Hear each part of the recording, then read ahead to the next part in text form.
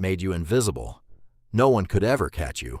No consequences, no reputation to protect, no punishment. Would you still be a good person? That question is at the heart of one of the most important books ever written, Plato's Republic. And by the end of it, Plato doesn't just answer the question. He builds an entire imaginary civilization to prove his point. Section 1. The Setup. The Republic begins simply. Socrates, Plato's teacher and the main character in almost all his writing, is at a dinner conversation in Athens, and the topic turns to justice. What actually is it? One man says justice is just telling the truth and paying your debts. Socrates shows that's too simple.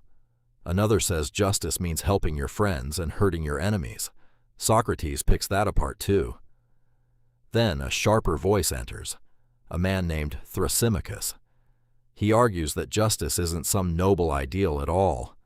Justice, he says, is just whatever benefits the people in power. Might makes right. The just person is really just a sucker who follows rules that only benefit someone else. Socrates isn't satisfied, but his companions push the stakes even higher.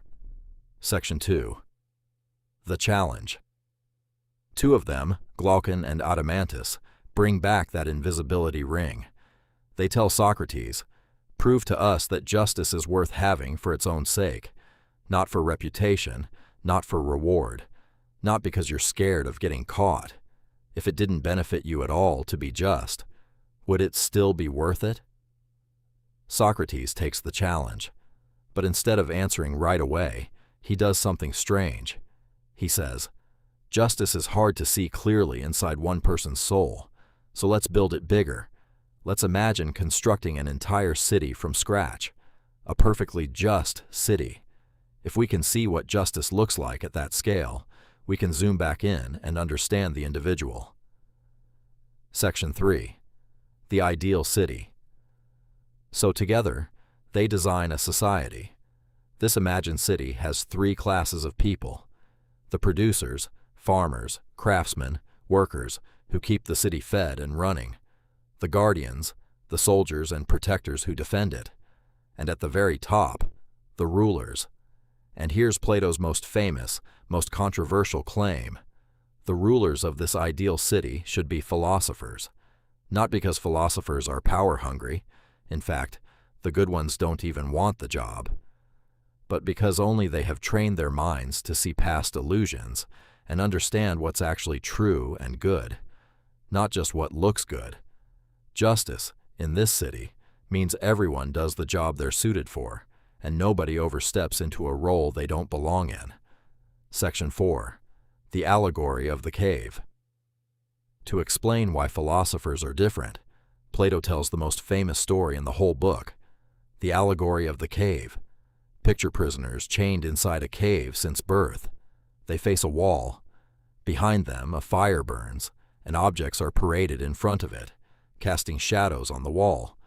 The prisoners have never seen anything else. To them, those shadows are reality. Now imagine one prisoner is freed.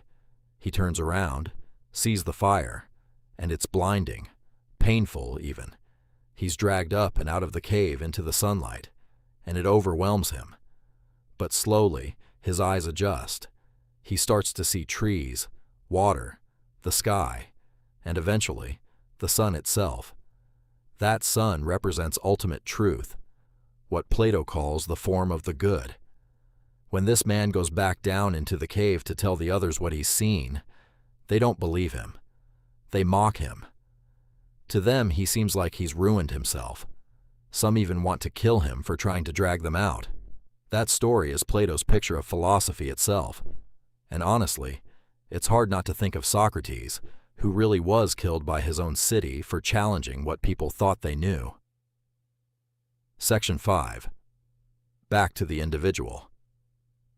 After building this whole imaginary city, Socrates finally turns back to the original question.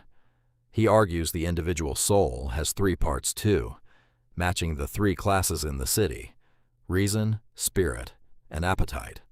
A just person is someone whose reason is in charge. guiding their desires instead of being ruled by them, with spirit acting almost like reason's ally. When those three parts are in harmony, Socrates says, that's not just morally good. It's what real happiness actually feels like.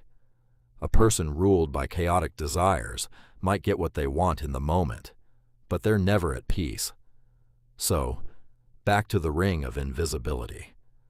Socrates' answer is that a person with a broken, unjust soul is miserable, even if nobody ever catches them. The punishment isn't external. It's internal. Closing. The Republic ends with a myth about the afterlife, reinforcing the idea that how we live actually matters. B.O.